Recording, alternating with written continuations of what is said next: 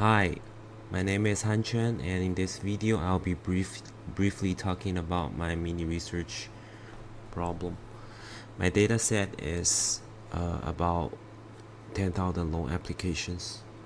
I use a machine learning model that predicts credit grades from A to G. So let's see how my model looks like. So in this model, most loans fall into grade D, the middle risk category where lenders have to make, tough decisions. But here's the issue: when AI makes these decisions, categorize all this loan to different category, we need to understand why AI does it. Regulators demands the transparency. Borrowers need to understand why they've been put into that category, and lenders need to analyze to avoid bias. So, this is a heat map that you can see all this features affects the outcome, and this model is 97.2 training accuracy, which is actually pretty good. So we can see the top 10 feature importance, and the DTI is like the first one is dominating. So let's jump to the actual explanation comparison of three different models. So I use three different explanation methods to analyze, the same loan decisions: Lime, SHAP, and counterfactuals. So I divide into three different scenarios. So in scenario one, we just pick the first applicant. So we can see the loan amount is 24,000. He has an annual income around 53,000 with DTI 18.81. So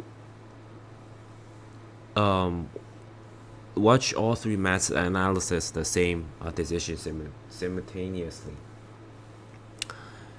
So Lime creates a local model and says, these features matter the most for grade D prediction, which is FICO score, DTI, and SHAP uses game theory and identifies DTI with an impact of around over 0.1. So we can see both Lime and SHAP agree that DTI is one of the top factor, but they give different importance score to the exactly same feature. The counterfactual analysis shows no counterfactual found, meaning there's no simple change that would improve this grade D to grade C. So here is the complete 4-panel comparison showing all methods side by side. This is what comprehensive explainable AI looks like. So now let's analyze a completely different loan to see how explanation change. So here we have the second loan. The loan amount is 18,000 with different features, different DTI, different annual income. So Lime's local model around this case emphasized different factors compared to our first scenario. And then SHAP's exact contributions also changed. DTI is still dominating, but the order of other features has changed. So the counterfactual outcome, is the same. Means there's no simple change that will improve from grade D to grade C. So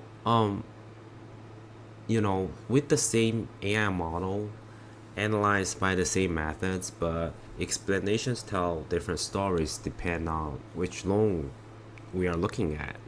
So how do we know, which explanation method is more trustworthy? Let's jump to the scenario number 3. So we can see the system systematically compares how Lime and SHAP performs across in over 30 different loan applications. Here the results shows Lime and SHAP only agree on top 3 most important features 72% of the time, with an average correlation of 0.67.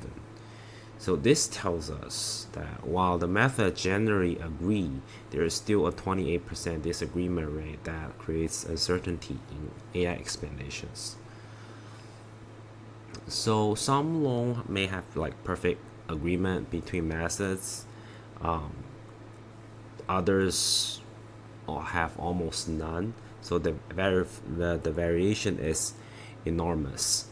So the correlation distribution reveals that explanation reliability depends entirely on which specific loan you're analyzing. Borderline decisions like our grade D examples show the most disagreement between methods. So they are all analyzing the identical AI decision but telling completely different stories about why it happened. This isn't just like a technical, it's a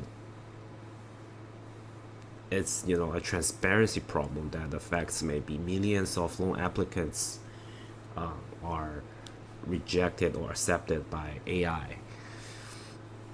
So my comparison framework roughly show that instead of relying on a single explanation method, we measure agreement between multiple approaches, and we can flag cases where explanations are unreliable. In that case, we can summarize the best explanation for the AI decisions. And thank you for watching.